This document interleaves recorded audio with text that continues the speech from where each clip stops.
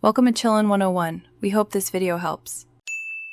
You begin by preparing the app and style assets so deployment is smooth. First, confirm the app service and correct deployment slot are running. This avoids accidental downtime.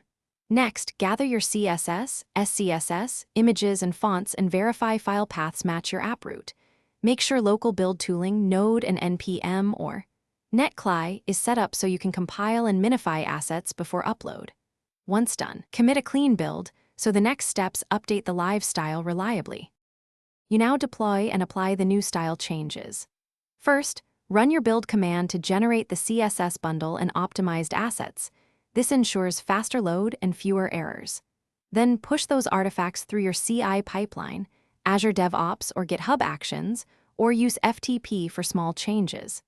Make sure to update app service settings for CDN endpoints and cache control headers so clients fetch the latest files. Also verify static file middleware is configured so the new styles actually serve to users. You finish by verifying and troubleshooting to complete the style change. First, test in a staging slot. Check responsiveness and multiple browsers because visual regressions can hide in one breakpoint. Once smoke tests pass, swap the slot or repoint traffic to minimize impact. If styles don't appear, clear CDN and browser caches and inspect network for 404s or blocked requests. Check content security policy and MIME type headers. If a file path mismatch is the cause, redeploy the. Thanks for watching. Consider subscribing if we helped you.